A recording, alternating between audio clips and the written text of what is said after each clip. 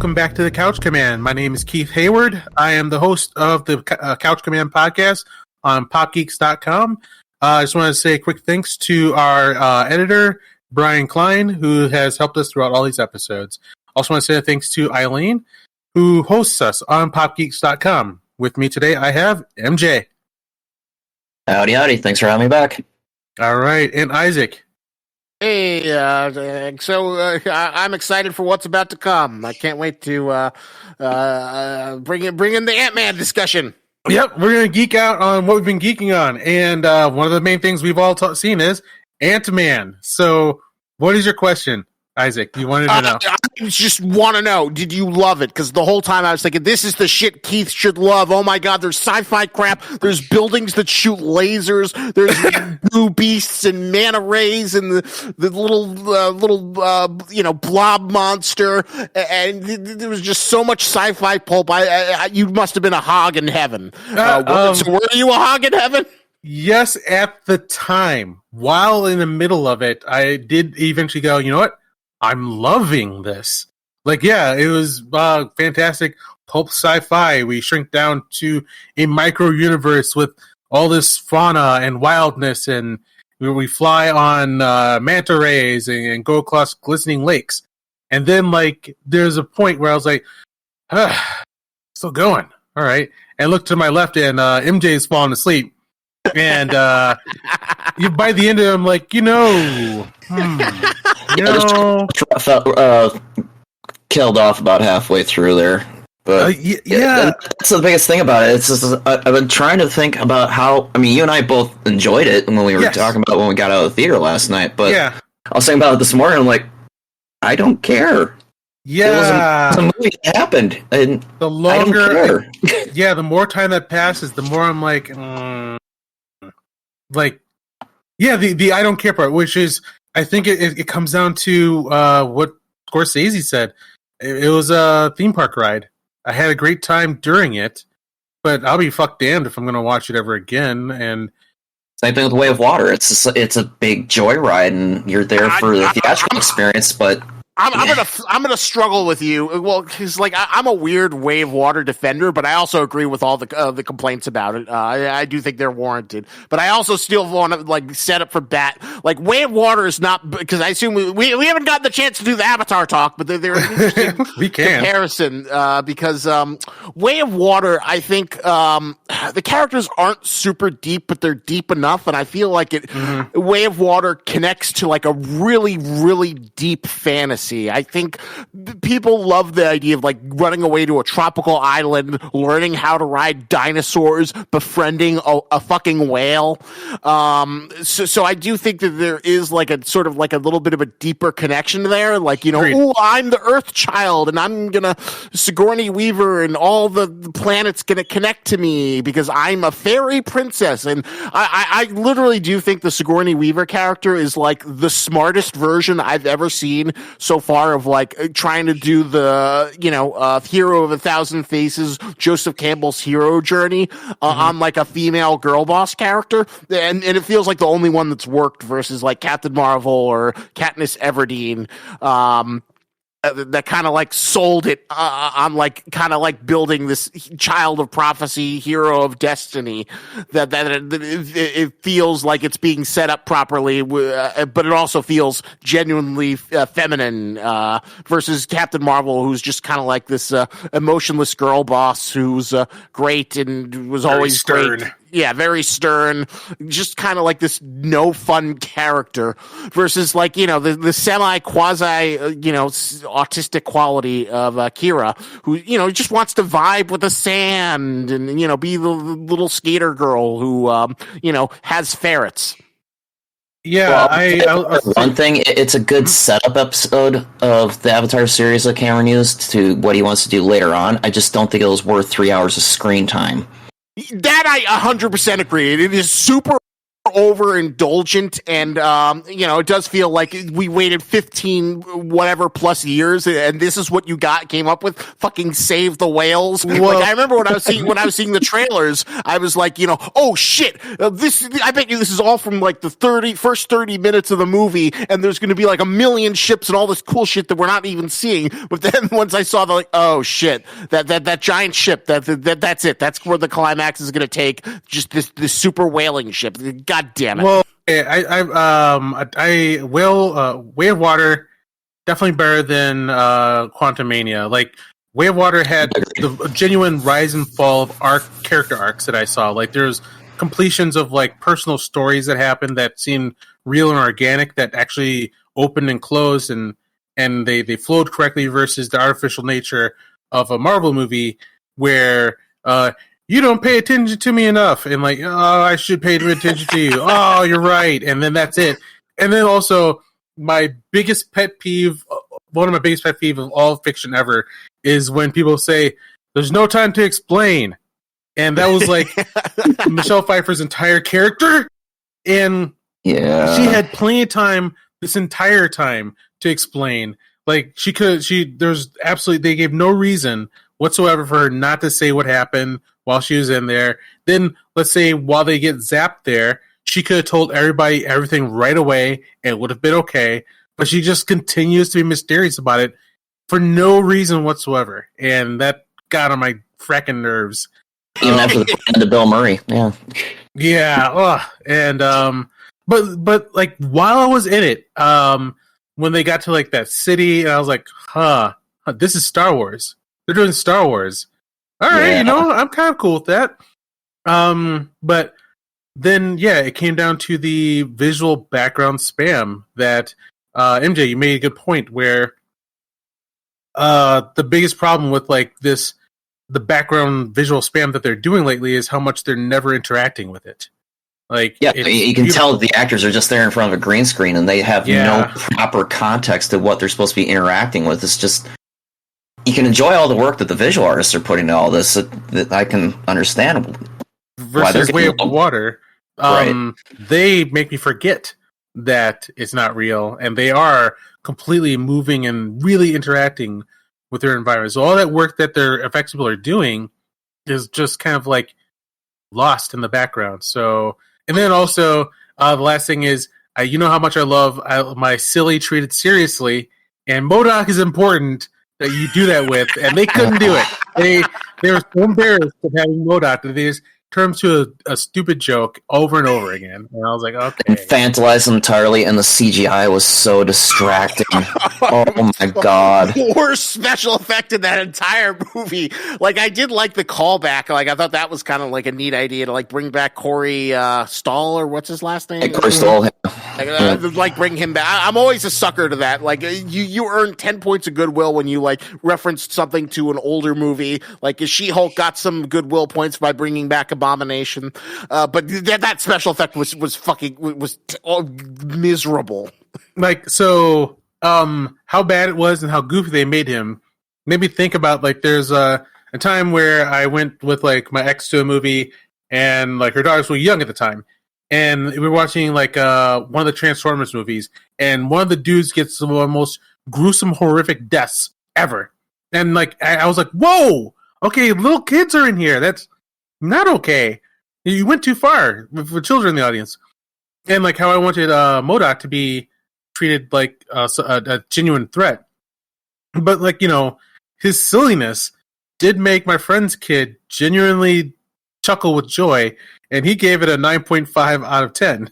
No, so, he explained that he only gave that movie half a star up until Loki showed up in the final end credit scene. Right. So Loki another 9 points. I'm wondering, like, like for me, yes, please trade seriously, but they are aiming for a broader audience, so maybe it's necessary. But I'll just speak for myself. Fuck that. Yeah, the entire problem with the movie I thought was encapsulated by William Jackson Harper, aka Cheaty from The Good Place. The fact that they got him to just play Cheaty, but then just give him a glowing forehead, and like, you guys didn't freaking try. I was thinking about that.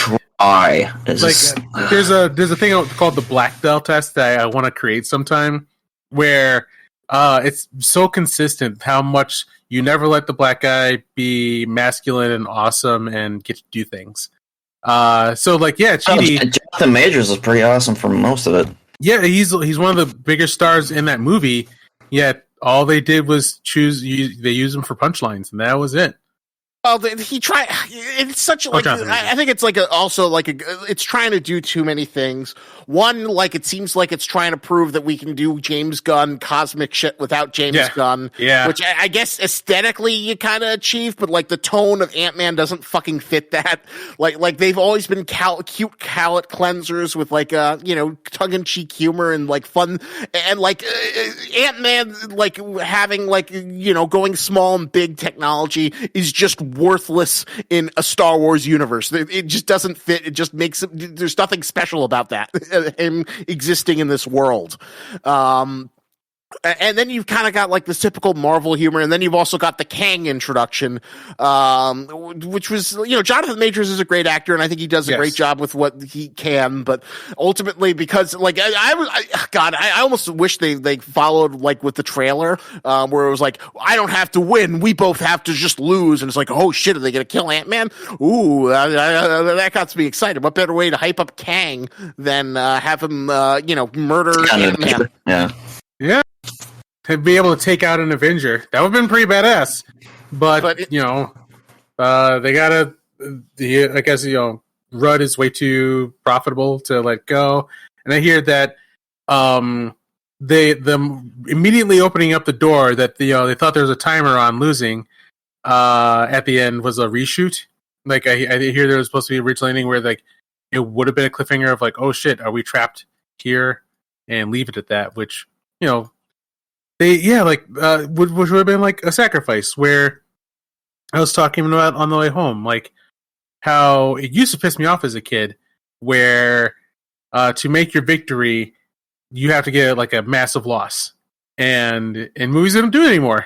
It's just like the massive loss was the goofball MODOK. That was the only sacrifice. Where I thought Michael Douglas was going to go down because you always kill the father figure. That's usually the sacrifice you make. I did like his entrance with the ants, though. I thought that was the biggest fuck yeah moment of the entire movie. It was glorious. It's just like, oh, okay, everybody survived. Okay. Because Walken's like, am I late? I'm like, yeah, of course you are, Michael Douglas. People seem to like that Michelle Pfeiffer got to shine, which I guess was nice. But just as like a lot of people were hoping that like Ant-Man would kind of like steer the course and like lead into a glorious Phase 5. And in some ways that's kind of unfair. For like when you change directions in production, you can't really right the ship for a film that's already been made. But it does feel like actor forming in the Marvel Dynasty. It feels like we're getting ready to see things sink and fail unless they can like do some quality control, do some soul searching, and like it's quickly becoming like a Pixar situation. Well, Feige's swearing up and down they're gonna put quality over quantity at this point. I mean, that's why they've narrowed it down. There's only 2 MCU shows coming out this year instead of the fire hose they gave us last year. Thank God. Oh my God. Like the Echo and the Agatha House of Harkness, like that's an indulgence you can do when you're like everything's making $1 billion out of the gate. But yeah, there's Black Adam levels of who? What? Why do I want that? Like, Echo. Everybody loves Echo. Black Adam. You want Black Adam? Actually, stuck the landing with Moon Knight because I totally whiffed on that landing. But yeah, but I think they have enough money. Marvel, I don't think will. I'll be wrong for my future self when I say this. I don't think Marvel can ever fail. What I keep seeing happening is like they always seem to have another chance of. they just need to find that next good hot-blooded creator. One that's coming up that's probably incubating right now, and then when that person comes along, there'll be another resurgence of love. But right now, I think we're hitting a point of like the actors and creators are just tired of the machine where they don't feel like they're making movies anymore. They're doing a job and then selling chicken tenders. Which, ouch! Oh god, that hurts. I sent the link. You can watch it afterwards. Okay. I watched some of it. I felt bad for every actor in that thing. Oh my god, dude, that's not okay. Yeah, and that reminds me of when I first found out the rules of why someone would not want to stay in an MCU, because at the time, that is what everyone would aspire to be an MCU movie. And then I found out all the rules of if you party, we better not find out about it. Your ass is ours. You appear in anything and everything we tell you to, and your life is just basically ours to own. And yeah, I can see why stars are like, I guess this is my last one. Oh no. Phew, okay. My life is back. Yeah, why frickin' Elizabeth Olsen was so glad to throw Wanda Maximoff to the wolves. Mm-hmm. Yeah, she's like, get me out of here. She's a legit actress who's really good. I mean, mine is like a soft 6. I had fun with it, but it was just kind of disposable. I'm sorry. I real quick, I'm looking at the video. Oh my god, this is so sad. It's hilarious. And, oh my god, no!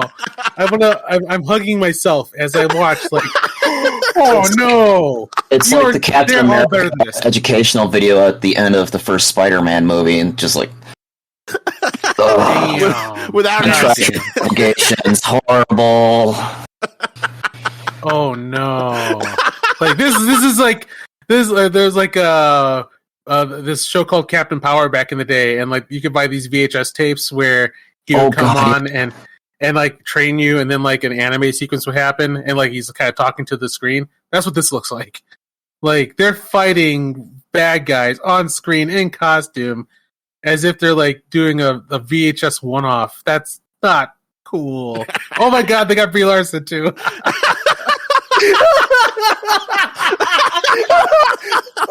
Okay, we've got to put this in the show notes, or people are going to think crazy. Dude! Okay, I gotta turn this off. This is not. Oh my god.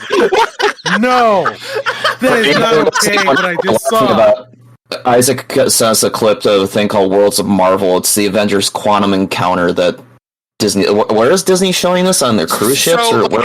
Let me give the whole. All right, let me give some context. I talked about this when we were talking about Once Upon a Time in Hollywood. So I went into this weird thing where every now and then I'm curious. Oh, I want to see all this expensive Disney food, and then I learned about the Disney Wish, which is their super cruise ship, and one of the things they have is a Marvel Avengers dinner theater experience. So the way it's structured is you go, you order your food, and then during parts of the meal they have these video screens play, and the whole idea is it's supposed to be you're at a technology showcase for PIM Industries. So you've got Ant-Man and the Wasp, played by Paul Rudd and Evangeline Lilly, and they're kind of they're shrinking things, they're making it bigger, but then it explodes into this Marvel spectacle where Ultron comes, and then and then Miss Marvel's there, and then Brie Larson.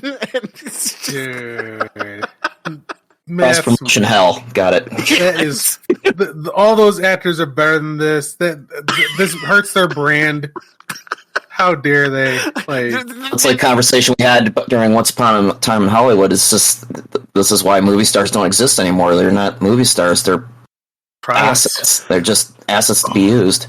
That's got to be an ironclad contract. Academy Award winner Brie Larson from The Room is here. Oh my god, that was fucked up. Well, shit. So I look forward to hearing your thoughts of watching the whole thing when you get the chance. Yeah, with sound. That was sad. So Kevin Feige, good luck to you, because you've got quite a job you cut out for yourself. Yeah. All right. I've been wondering. Yeah, I'll go first, and then you say, and then we'll decide what we do next. I was going to ask you guys, what do we think about the upcoming Gunniverse? What were you about to say? Oh yeah. Oh god. Yeah. Oh god. That's worthy of an entire discussion of itself. I have issues with it. it feels like there are too many Suicide Squad projects. Like, yes. For me, like there are a few good things, like having a baseline Superman, that's good. Having a Green Lantern thing, that's good. But do you finally? Do we need creature fucking commandos? Do we need the Authority? Like how many quirky fucking teams? I don't know. This is why everybody had to pay special attention to Suicide Squad, because Gunn put it out there that he was going to go deep into the toy box when it came to DC. The weirdest, most obscure crap that he could dig up, he was going to unearth, and he was going to mine it as much as possible. So when they came out with this announcement for what the slate for the DCU, it didn't surprise me at all. Am I going to watch much of any of it? I doubt it, but it doesn't surprise me at all when it comes to Gunn. The Authority, holy shit! Yeah, like, deep cuts. That's what he's aiming for. And like I was into the Authority before it was the Authority. Like my main comic book back in the day was called Stormwatch. Do you guys remember Stormwatch? Vaguely. It was part of Wildstorm, but it was Stormwatch before or after the Authority? Because I know there's Stormwatch before the Authority, right? And then they got there was out of nowhere Xenomorph Aliens crossover attack, where like the characters came to like they had this like sky base, like I feel like the Justice League ripped it off, but they had a space station base, and like they've been a long running comic book. It was awesome. We loved all these characters. And then, like, I remember, like, a character rolls up to the base, and, like, the entire goddamn cast is dead, and there's a Xenomorph breakout, and, like, what? This is in continuity? And then, like, yeah, they destroyed it all. And then rising up from his ashes was the Authority. And, basically, you also have gay Superman and Batman in a relationship together. I wonder how people can take that. Way to do it. But I feel like that's the smarter way, to just have other characters basically be analogs of gay Batman and gay Superman. But versus if it's all the same universe, then they're going to go up against Batman and Superman, and this is going to get weird. And awesome, I think that's awesome. So it seems like you're more positive. I'm a little bit more lukewarm, or do you just think it's? What's your overall impression, Keith? So I think he's doing what he did with Guardians of the Galaxy, using like no-name, low-level stuff, so that there's less restrictions on what you can do and outcomes you can have. So that when it hits, it's really good. It's not just running the paces. He wants to bring up Guardians of the Galaxy, another peon group that nobody really gives a crap about, and he wants to make them headliners. Yeah, you can do whatever you want, and like, since you're not bound to a heavy hitter and like limited on what you can do, he can go all out and make things like we've never seen before.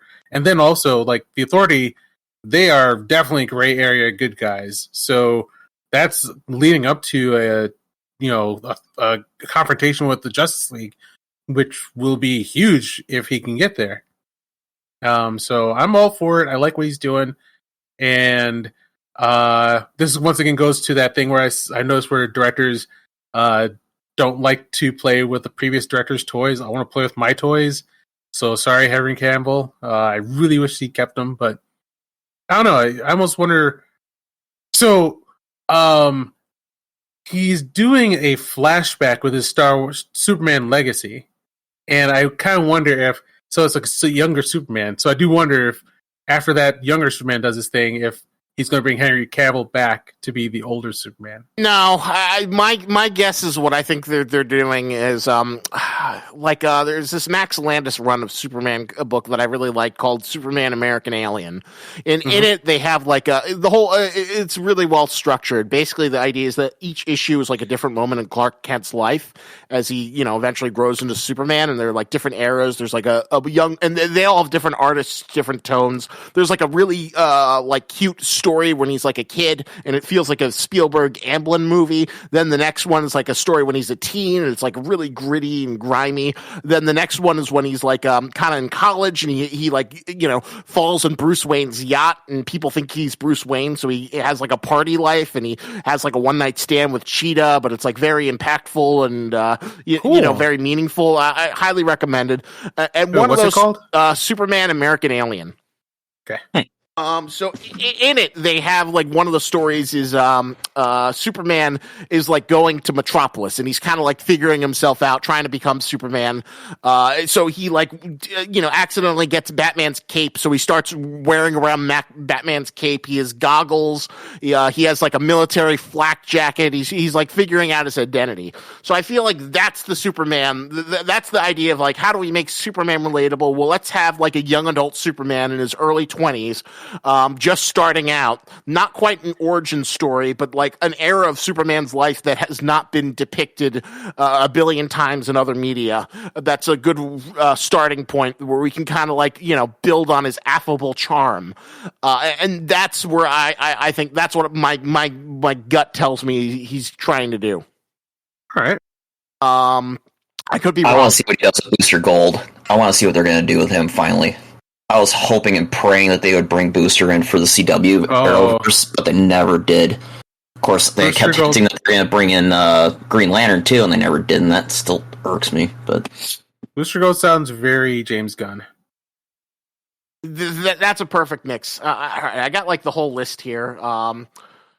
Creature Commandos, I just think is redundant, and it's an animated series, which makes it even more confusing. We had the Suicide Squad, we had the good Suicide Squad, we had the bad Suicide Squad, we had the Keith loves the Suicide Squad. We also, I don't want another Suicide Squad. I don't want another Guardians of the Galaxy. I just want like the classic heroes done well. So I think this is a placeholder. He wants to have like animated something in his slate, and he's doing this. But like he's also said it's in continuity, so it's going to be played by the same voice actors. Waller sounds like a good idea. It's what they should have had it initially to like focus on her. She's like the best thing from one of the better things from the old DC universe. Superman Legacy makes sense. Lanterns is a good idea. Authority, I'm not so sure about. Paradise Lost, no. Like I know, I feel like that's too connected to the Zack Snyderverse, and Wonder Woman needs to be reinvented. And I feel like all the goodwill for Wonder Woman is kind of like eroded between 1984, the Snyder Cut, and it just needs to be reinvented. And the idea of like a Game of Thrones style show just seems like a bad idea.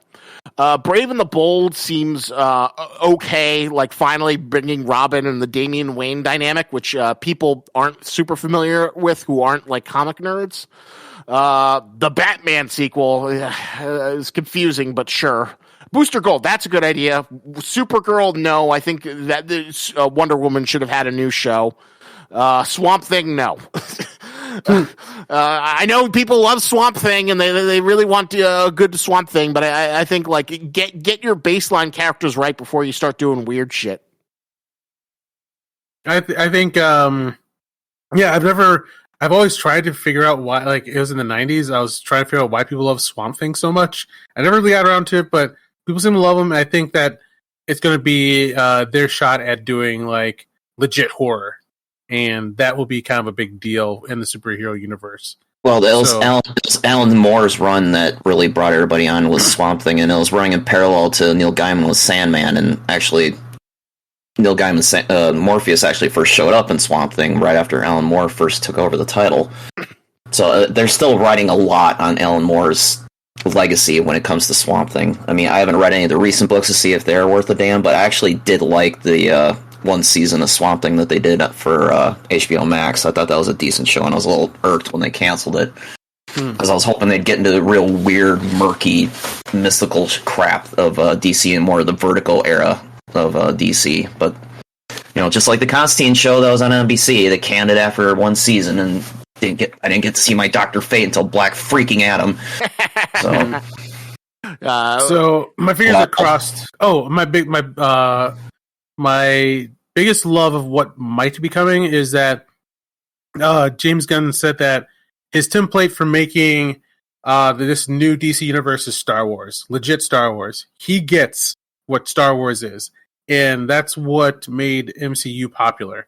MCU is the Star Wars formula done right. Star Wars forgot what Star Wars is, and they're doing like surface level of what MCU is without knowing that it's supposed to be Star Wars. So anyway, someone who gets Star Wars trying to do Star Wars with DC, that sounds like a great thing to me. do you have anything else to say about this, or do we want to talk about our impressions of the Flash trailer? Because god damn, that looks good. Well, yeah, I'm so for it. I'm so hype. So my expectations. I have to. My hype is out of control. I can't stop it. That music, dun, dun, dun, dun, like, and Michael Keaton's back, and then I think that the hidden reveal that they're hiding from us is that the second Barry might be evil. They might be Reverse Flash, maybe. Exactly. He's wearing yellow as hell.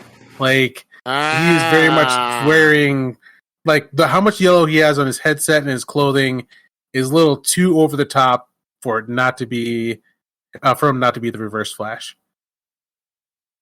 I'm a little disappointed that they didn't go full on Flashpoint, because I really, really wanted to see Thomas Wayne and Martha Wayne as Batman and Joker from the original comic. I wanted to see that live action. Yeah, me too. Badly. Although, like, someone mentioned, I don't think they'll do it, because I think a lot of people get mad. But what if Michael Keaton is Thomas Wayne? Because one of the shots shows a whole bunch of different Bat costumes, and one of them is the Thomas Wayne costume with the guns. I don't think. And then there's like this. I don't think they respect the source material enough to do that. I think that might have been a nod to Batman Year 2 as opposed to Flashpoint. Twin guns underneath the. Mm-hmm. Okay. You never read Year 2? Nope, I didn't know he did twin guns underneath the arms. Yeah, that was the one arc that Todd McFarlane actually drew in his early days before he became the uber star on Spider-Man. They explain it in the arc, but that was the one time in his career that he wielded a gun and actually used it. I'm seeing it, but he's just wielding a gun. Like, the shot of the movie character has him holstered like Thomas Wayne. Wielding? Oh, okay, gotcha. And then, what else was I to say? I love it. Batman is back, and then also I love Ben Affleck's Batman. He's back. I just really this is one of the greatest things that they could have kept Henry Cavill in. As a send off, like, just having him one more time in this movie would have been gigantic, and that's a bit of a missed opportunity for me. Read somewhere that Cavill and Godot had actually filmed scenes for the movie and then cut them. Yep, that's what I heard. I hope there's going to be like a psych, got you, and the crowd goes wild as Clark bursts from the clouds or something. But yeah, I am. This is the biggest movie I'm waiting. Well, sorry, Guardians of the Galaxy, I love you the most, but my most excitement is for this Flash movie that's coming up. And not Blue Beetle? Is that a movie? Dude, really? It's not a TV show? No, it's a movie that's coming out this year. The slate for this year is The Flash, Shazam, the second Aquaman movie, which apparently Jason Momoa is actively trying to have his name disassociated with, because apparently the test screenings have been terrible. Yeah, that's what I've heard. I was like really rooting for that, because I thought maybe James Gunn just wanted to, or not James Gunn, James Wong wanted to phone it in. Apparently they did, and I don't know if it's just getting the crap kicked out of it in post editing because of everything going on with Amber Heard, or what's going on. But apparently he is actively trying to get away from it. Yikes! Yeah, because it was very noticeable when James Gunn didn't try and hype it up. He says, "The Flash is one of the best superhero movies I've ever seen." And Aquaman 2 was mysteriously absent. Crickets. Yeah, Aquaman's coming. Anyway, so we're rebooting the universe, so you don't have to worry about that. But yeah, they're doing a Blue Beetle movie that's coming out in the fall. It's centered around the Jamie Reyes iteration of Blue Beetle, and it's being played by the kid who plays Miguel Diaz in Cobra Kai. Yep. Yeah. I do love him. They have to show something very special for me to want to go see it in the theater, though. Well, is it in theaters, or is it just going to like HBO Max? That's what I haven't heard. Oh, that's a good question. Talk amongst yourselves. I'll take it. Right. And then the other big news is, everybody ready for more Lord of the Rings movies? Oh. Oh my god, I'm sweating. Like it was funny because like Star Wars is coming back. Like Lord of the Rings, those movies hit. That first movie hit, and I lost my shit because like up to that point, it was a solid thing in the universe that we were like, well, nothing's going to be better than Star Wars. That's just like that's an impossible bar to ever top, and that is what's locked into the universe. And then that first movie hits, and Star Wars got topped in the Fellowship of the Ring.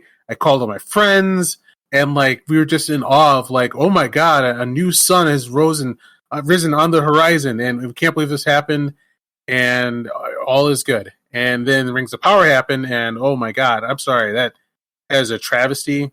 I thought that was horrible. I watched all of it, and usually I kind of enjoy hate watches, and I was not happy about this one at all. So now that we live in a world of Rings of Power, like, is there still strength in the hearts of men that we can make another Lord of the Rings movie? Not unless you get a specific talent. Like I'd say, like if Peter Jackson was involved, but considering what happened with fucking, the Hobbit trilogy, even that wouldn't like give me much confidence. And I can't imagine he'd have any interest in doing it after like being tortured for like half a decade with those movies. So my confidence does not like make me. I don't know. I'm not optimistic. We've seen how it can be fucked up.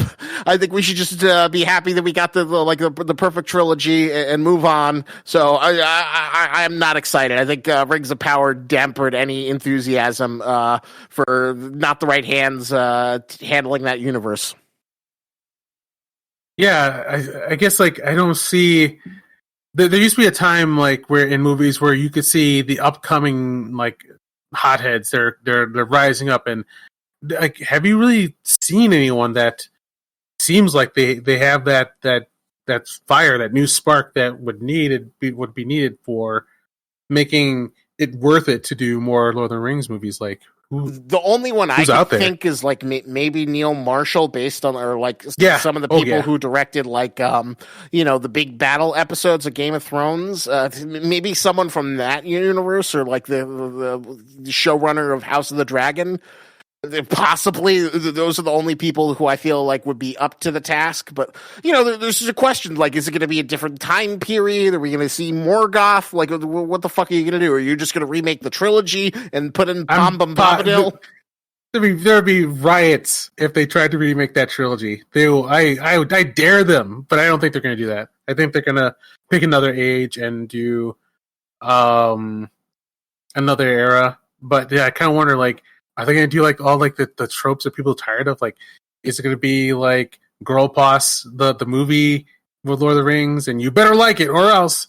And like, are they going to start pulling that kind of stuff with it? Or I guess the question is, by the time like people are like, they're getting talent signed to it, will the culture have shifted enough? Because like another fun geeking out or anti-geeking thing is like, oh my god, either of you force yourself to watch Velma? Yes, first episode. That's it. I watched the entire. I couldn't after that. I watched the entire fucking thing, and oh my god! And like, it's soulless. Because like I can't even like Picard season 2 was. I loved hating that. That was so much fun. But this, like, I want to point out how bad the voice acting is, especially Mindy Kaling, where it seems like she doesn't care. She's just saying the lines, and like I imagine that she did that thing that like Krusty did, where he shows up and he goes, "All right, let's get this done." Hey, oh, okay, yeah, bye. I'm out. Because that's what it sounds like. Like there's like this moment where she has to like jump over a crack, and then she says it like this, and I don't know, I have to do it like that, and like you're like, do you even know what's happening in the scene? Do you care still? Like, well, the whole thing. I see the past. Don't piss off the Kalingati. The funny thing is that like it feels like a Babylon Bee parody, like but played straight, like it is on that fucking level, and it just feels like the ultimate apotheosis of like all the sort of like trends done in the worst way possible. It was one of the few times I saw conservatives and leftists united on Twitter for their mutual dispute. No one defended this. People were wondering, is this a psyop? Is this like so terrible?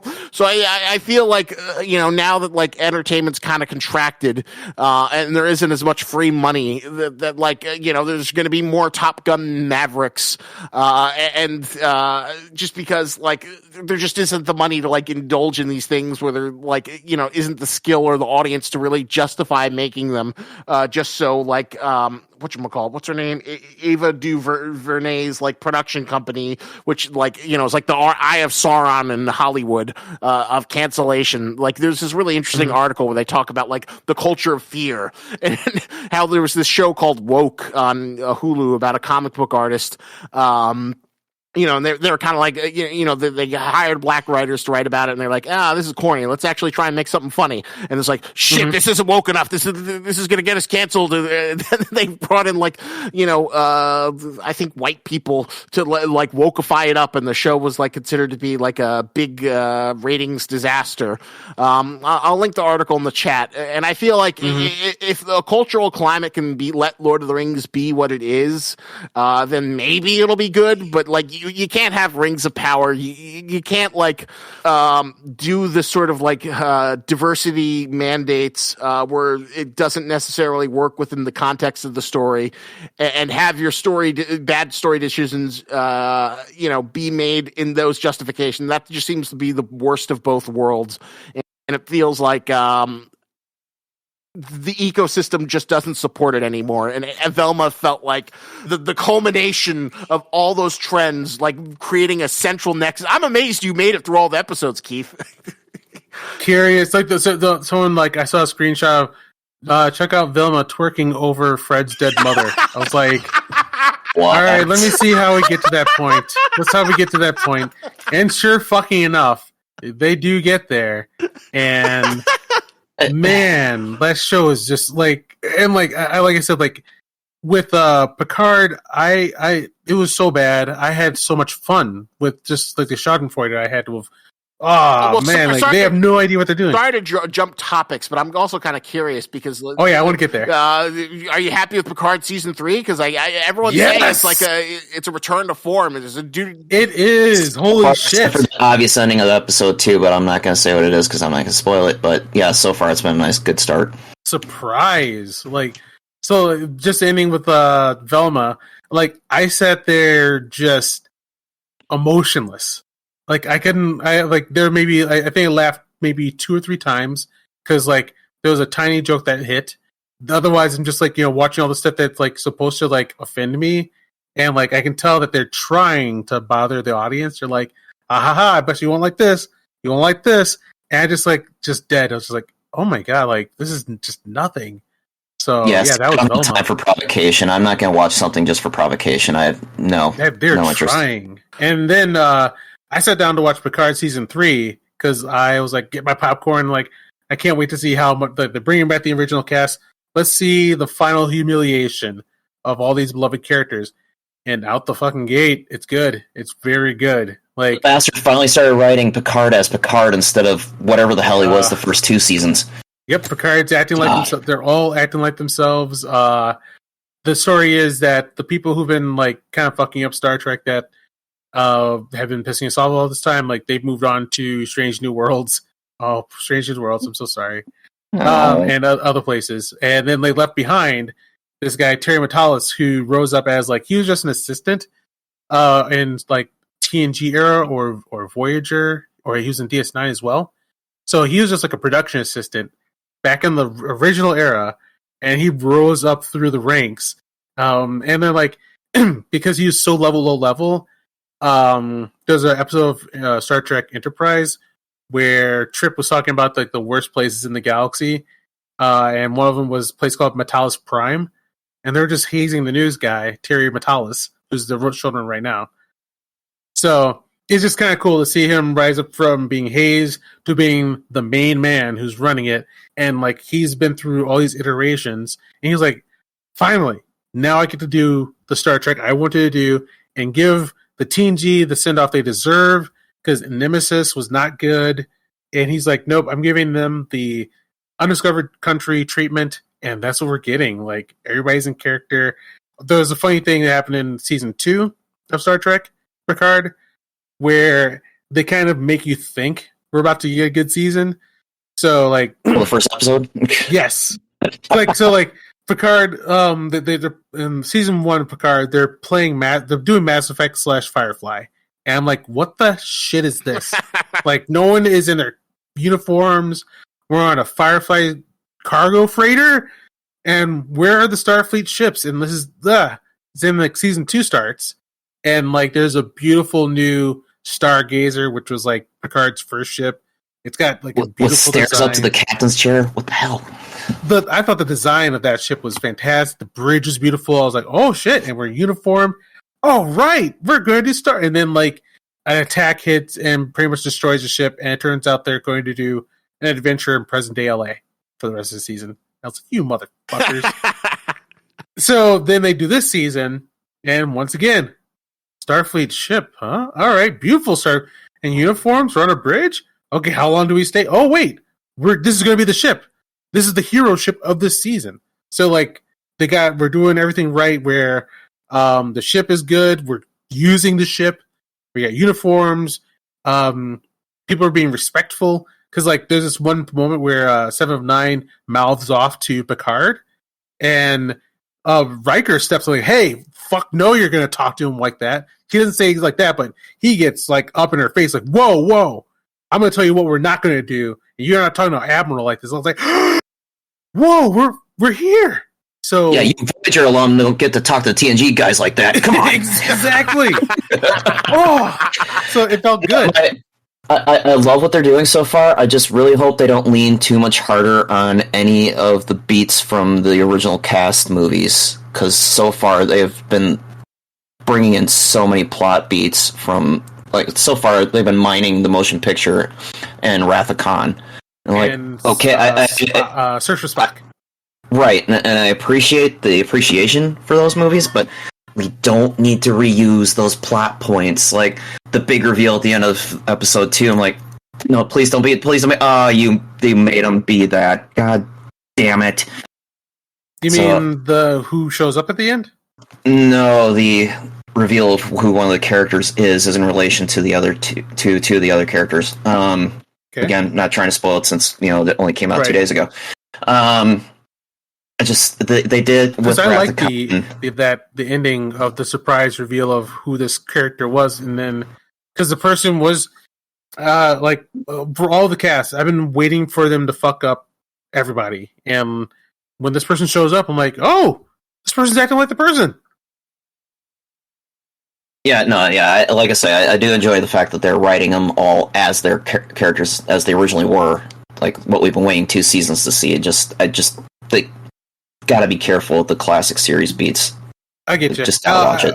I'm gonna say like I appreciate it. I like it because what we're doing is like one last big season-long movie, and it's like love homage versus like doing a fully original sci-fi episode that we used to get every week in TNG. This is like a love letter, and love letters have to have like callbacks. So I see why they're rhyming so much. And even though they're doing a lot of rhyming, George Lucas style, I do see a lot of what feels like an original story. Like, I know this is the beat from there, but we've never really had like Picard and Riker soloing off like this at this age and dealing with age, and then like I'm loving it. It was a fantastic surprise. To me, it was a plot twist that season 3 of Picard would be good. Yeah, that was the interesting thing, is like listening to like, the people like the Critical Drinkler and Mahler being like, oh, Picard's actually good. This is such a nice surprise. I can't believe it actually feels like Star Trek. And then this other guy who did like Star Trek documentaries, Bernard something or another, saying like, no, I'm telling you, this actually gets to the heart of Star Trek. So I thought that was like such an interesting heel turn. But I guess the question is one season enough to make like up for 2 seasons of dreadful things? Because like, Picard's still a fucking robot. Are you just going to pretend that didn't happen, or are you just going to ignore that? Let's put it this way. If they can manage to turn Raffi's character around to being not the most annoying thing that Star Trek has produced yet in the in this current generation, it'll be a win. So far, I think they did. The 2 episodes I saw, like at first I thought it was going to be more Raffi misery porn, but it still is. It's not. Oh, I wouldn't say just. It's not just that. Like instead of like doing a complete heel turn that she's completely reformed, she still struggles. But instead of her just being like kind of whiny in the background and then sometimes can do things, she has an active plot that she is quite the agent in, and she is actually doing things and has her own place and like a solid story of like, you know, she's got her own ship and she's actively moving through the plot versus just being like a plot punching bag. Well, yeah, she's got her own ship. Good thing Rios stay in the past, huh? Rios. Yeah, temporal prime directive. What? The card is good. So that is mainly what I've been geeking on, other than reading the John Carter book, which is fan-fucking-tastic. I love that movie, and I hope we get to review it sometime. Like, John Carter is a world that the universe we deserved, and we should get to go back to, and the book is so much fun. Like, didn't I read somewhere they're trying to develop it again, either as a series or another movie? Yeah, here they're trying to make it into a series, so my fingers are crossed. Yeah, but who's in charge of doing that series? Exactly. Which studio's producing it? It should be the guy, Stephen D. Knight, who did the Spartacus Blood and Sand, which you haven't seen that. Oh, yeah. That's right. But the news around him is he's getting back to he's being called back into service to a sequel series to Spartacus Blood and Sand. Oh. So that's gonna be cool to see again. That's coming back. Justified is coming back. So good things on the horizon. Do you guys have anything you want to talk about? Sure. In the world of geekery? So I've got a few things I've been geeking on. I've been enjoying The Last of Us TV show. It's been a really good adaptation, adding to the... either of you following it or no?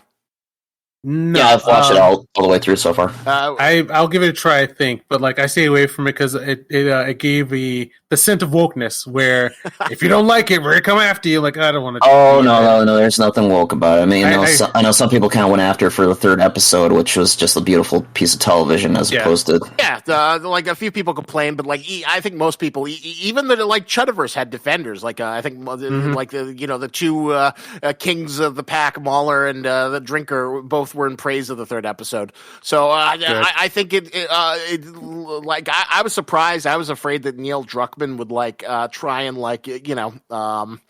revise his old material to try and make it more like The Last of Us 2 or the things that people despised about the second part. But it's mostly staying very faithful. The 3rd episode was really good. I love the 5th episode. I thought that was like maybe my favorite episode of the run. The only thing I'd complain about is I still don't think that the Bella she's got this weird gremlin face which doesn't quite line up with the Ellen Page look of the original Ellie. But she does a good job. Pedro Pascal's we love to watch him, ferry around children. He's the go-to nerd, hot prestige nerd guy right now. So he of course delivers. And, I think it's definitely, worth your time. And, so far it's been a very strong adaptation. Let's put it this way, Keith. It's the strongest episodes of The Walking Dead concentrated thus far. All right, that's good. That is like a really good adequate description. The actress who plays Ellie, the thing that I don't like about her style to me is is a constant look of disgust and rolling your eyes at you, and I get tired of that feel off her when she was that Mormont character. In and everyone was like, people just loved it so queen. much. I was my God, she's so okay. Game of Thrones, come on, she was great.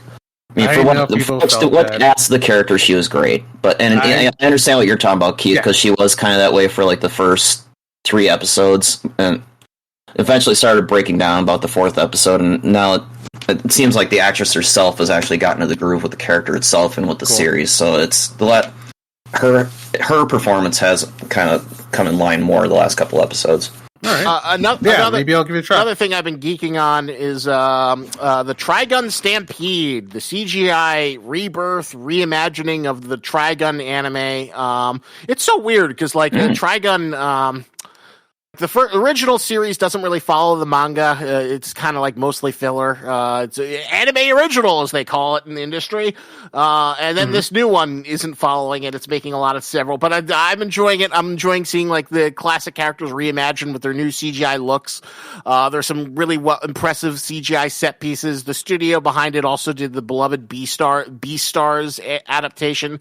And I'm just surprised with how much I've been enjoying it, how much more I've been enjoying it than I thought I would, because I think I saw this clip where they had like whatchamacallit, Vash's evil brother Knives introduced, and it was like, oh god, I'm getting old school anime RPG villain vibes, because he just like rolls up and he lives up to his name. He's got like a million CGI knives, and he like slices through like a canyon, and I'm like, oh, this is cool. This is a good use of CGI, just like these millions of knives. Oh, this is what I love. Like some anime villain who's got like obnoxious superpowers, doing an anime villain speech while dramatic music plays.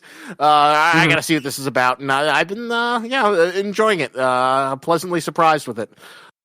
The other thing is another anime thing is Vinland Saga Season 2, Farmland Saga, where the main character is a slave and he's got to do shit in a farm. That so far has been a really good adaptation if you want your cerebral anime, since it's a little bit more grounded than, your usual fantasy-laden stuff. It still has that kind of heightened reality, but it's more realistic than... Is that the one on Netflix? Yeah. It's running simultaneously on Netfllix, so you can catch up with the first season, watch the second season as it airs. So if you want your highbrow anime, that's a good one to get to it with a more mature sense of storytelling.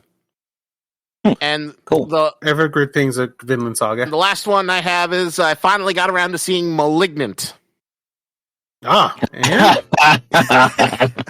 Oh my god. I loved it. That was so goddamn dumb. I want to hug it. But what do you think? I loved it.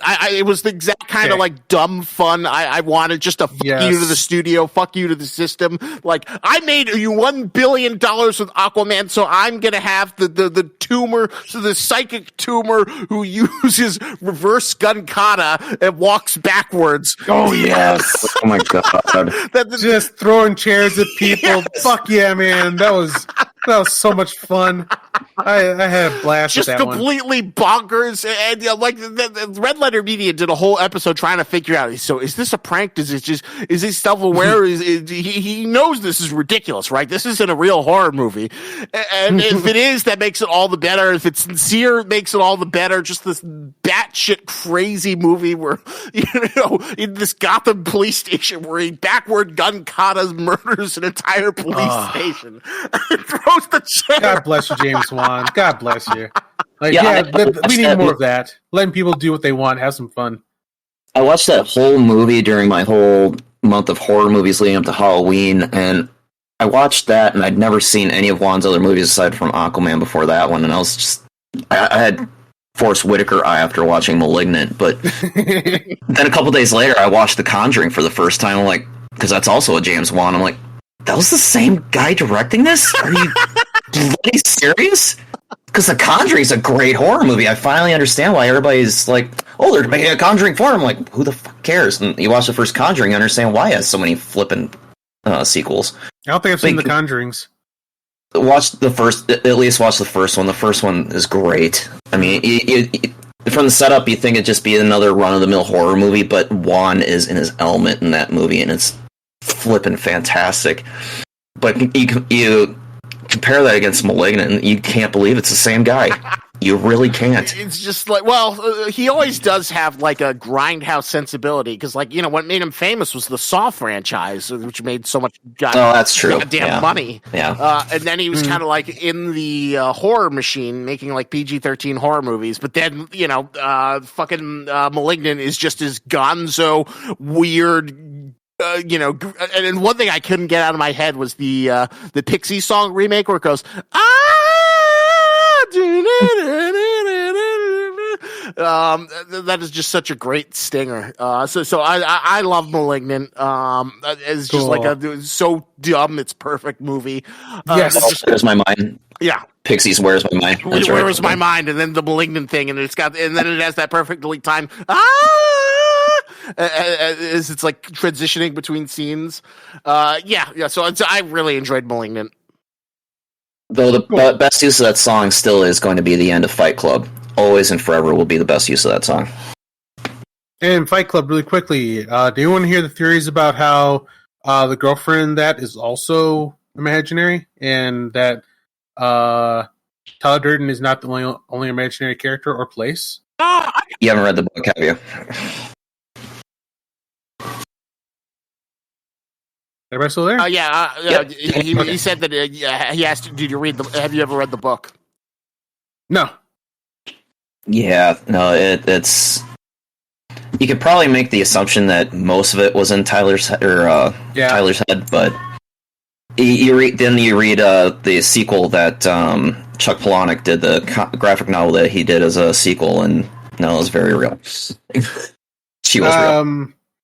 I'll say that he can retcon it into being real, but in the visual language of the movie, they showed a lot of what same things are going with Tyler Durden, where people wouldn't interact with him. No one really interacted with the girlfriend either. And there's a lot of visual shorthand that was used on Tyler Durden, that was used with her, and with Meatloaf, and also the Fight Club in general. Like, a lot of that was in his head. And it's all in the movie. It's interesting. I guess I'd have to rewatch the movie and see how that specifically works with Marlowe, but yeah, that's true. Yeah. It's very interesting. Anything else you guys been geeking on? Are you done, Isaac? Yeah. That was my list I made up, so you can go forward. Sure. Okay. I watched The Menu a few weeks ago, and that surprised the hell out of me. That's a good movie. Yes, it was. That was fun. That was such an amazing, fun movie. I mean, it's basically Canterbury Tales of Phil's lived out in Gordon Ramsay's personal hell. It was fantastic. It has inspired me to make several hamburgers that I've enjoyed quite a bit.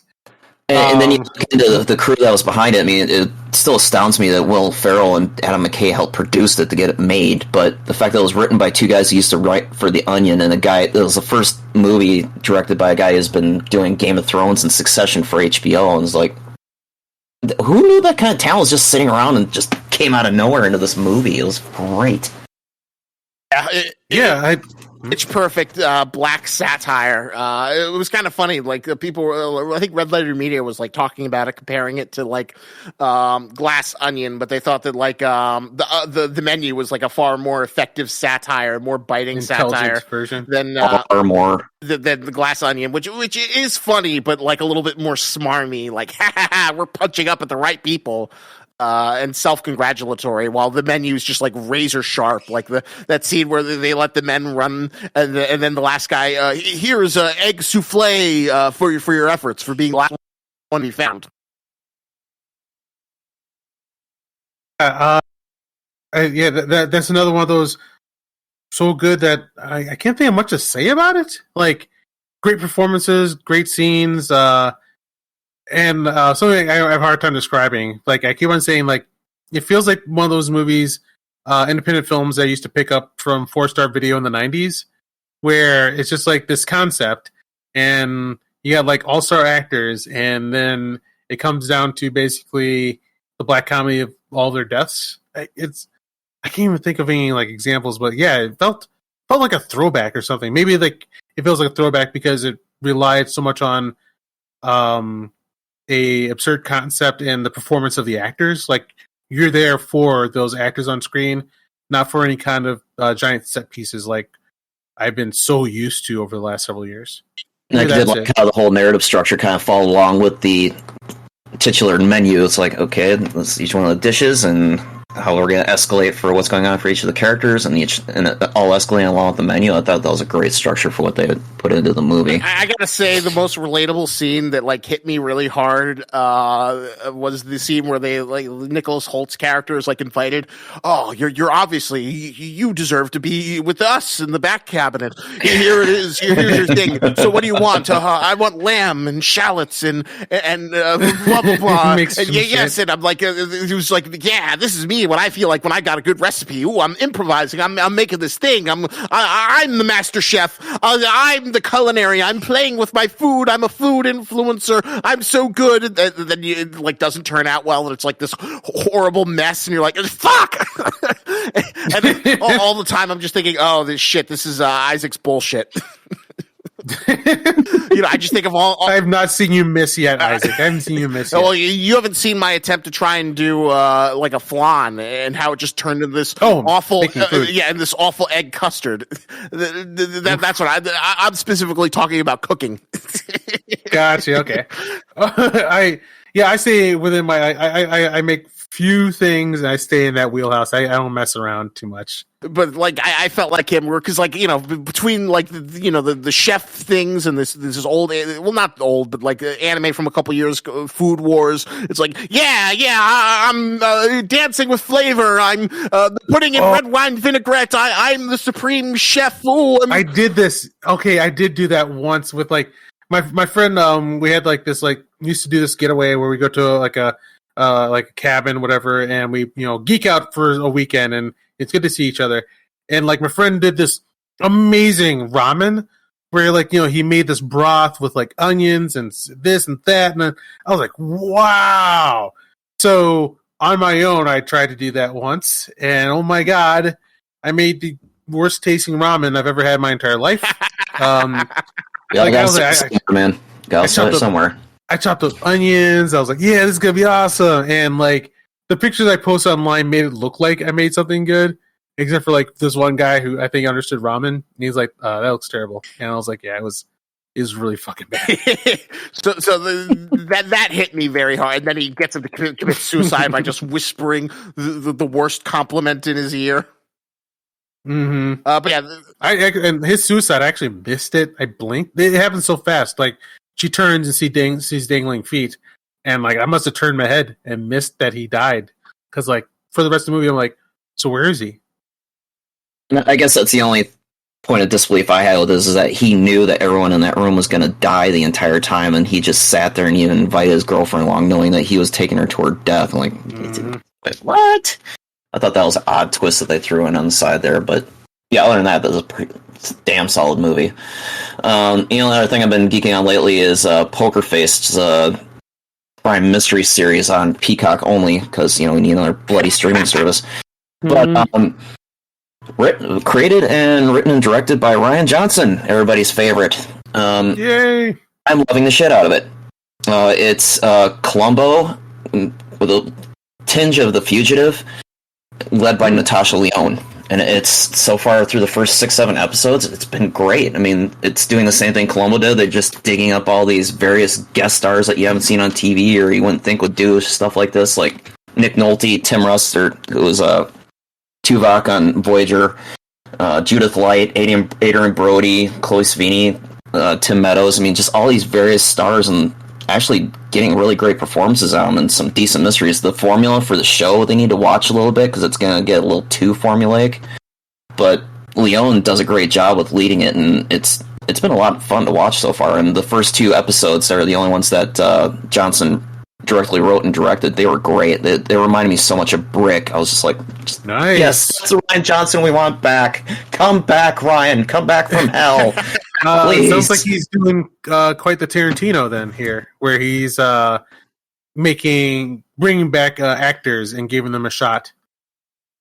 Yeah, right. It's just it's what he was hinting at that he was going to start going back towards with Knives Out, and then he kind of started wanking off onto the screen with Glass Onion. But I'm glad to see they came back with this, and this is what it's leading to. And they already confirmed a second season, so I'm enjoying it so far, and I'm kind of wondering what else they're going to pull out, and if they're going to hopefully change up the formula a little bit. But yeah, as long as Leone's on her game, that the show will be fine. Cool. Yeah, I've heard nothing but good things about it. Then here, to close up the episode, I would say let's do recommendations that we each other or the audience should try. And I'll go first. If you like Timothy Olyphant in Once Upon a Time in Hollywood, or in Boba Fett, or in Mandalorian, you want to see the main role that made him like the good dude that you want to be in your thing because he's that so fucking cool. And it's called Justified. He's a U.S. Marshal going back to Kentucky and doing basically modern day cowboy gunslinger stories. And the dialogue in it is just incredible. The acting, the action set pieces, just some of the best TV I've ever seen. And this year, God bless, he gets to come back for a miniseries. So if you haven't seen Justified, trust me, you want to watch Justified. MJ, would you recommend anything? Random recommendations, stuff I been into or saw recently. In Bruges, I finally saw that movie. Fantastic. That was some dark shit, and I loved it. All right. The main reason I finally saw that is because Mark McDonough, the director, the guy who wrote and directed In Bruges, he's Oscar darling right now with the Banshees of Inisherin, which is not quite as good, but it also stars Colin Farrell and forgetting his other name. But anyway, if you want a good dark, just hanging around in a random city in Europe and people just being snotty little bastards to each other but still having fun movie, give In Bruges a try. I've heard legends of In Bruges, so yeah. Yeah, it's a lot of fun. Isaac, what would you recommend? I think I kind of gave all my recommendations were probably in the, I guess, Last of Us, but I'm going to give you I'm going to play a wild card. I'm going to recommend to you about something I just learned about like a half an hour before we started. So I don't know if this is good. I need to actually watch it myself. But so, all right, so get this. So I learned apparently in Japan there was this reality show called Million Tag, where it's basically like pairing up 6 amateur aspiring manga authors with 6 editors to see who can win.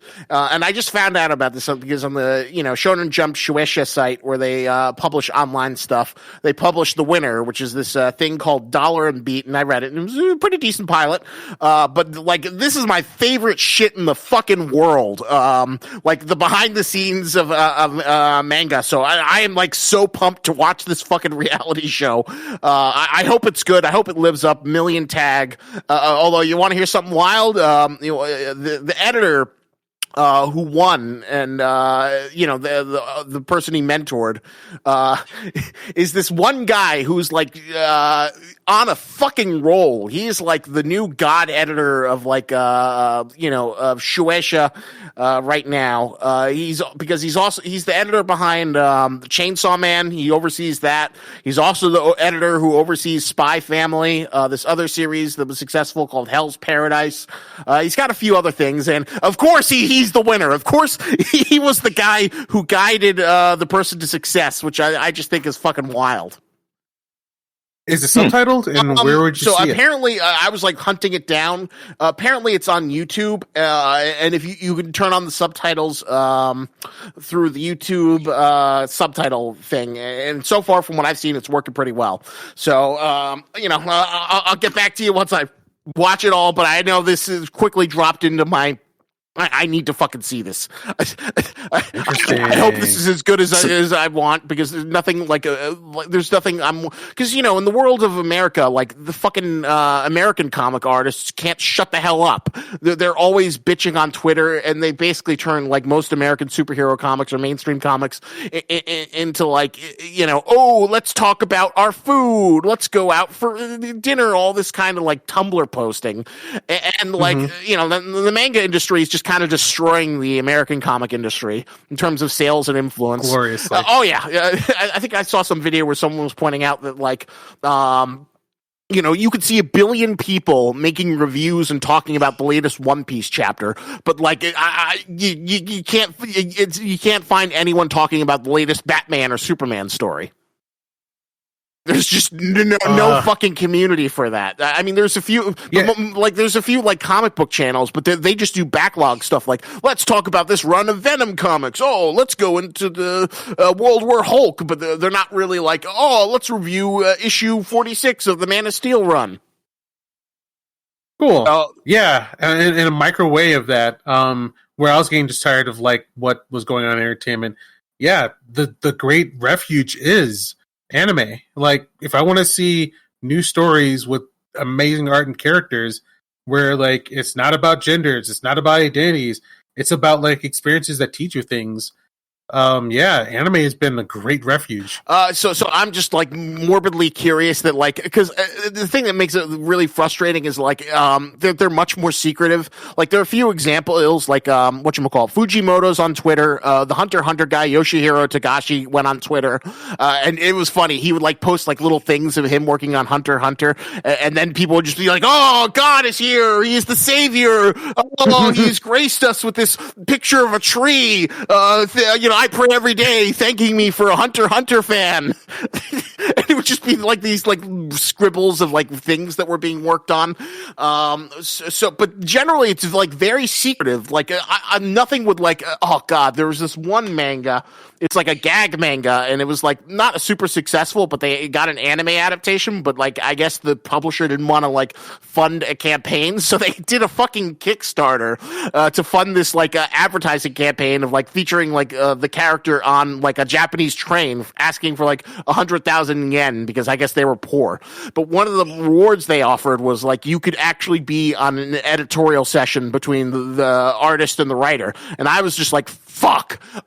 If I had money to burn, I would do that in a heartbeat, just so I could, even if it's a series I don't care about. I just want to be in that meeting. I just want to see that back and forth of like how they're formulating ideas. I fucking love that.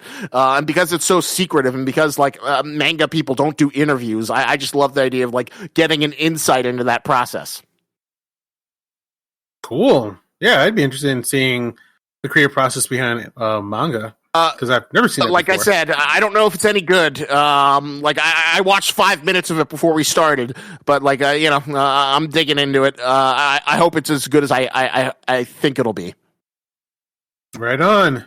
All right, MJ, where can we find more of you on the internet? I'm on all the socials as MJ3342. All right. Isaac, where can you find more of you on the internet? You can find me at Lobster Magnet Review on YouTube and Lobster Magnet 181 on TikTok, and I also have a Facebook page, but that one kind of fucking sucks because Facebook is a horrible platform and it's very difficult to get monetized on it. And holy shit, have I wasted so much time these past 2 months trying to get that Facebook ad money, and boy, do I want to strangle Mark Zuckerberg's metaverse obsessed neck. Sounds like a good YouTube video to describe how that works, because I wanted to try to monetize Facebook, but I have no idea where to start. It's not easy. All right. You can find me at Keith Hayward on Twitter, at Keith Justice on Instagram. And you can find this podcast and more on popgeeks.com. Thank you for listening. We'll see you next time. Geek out.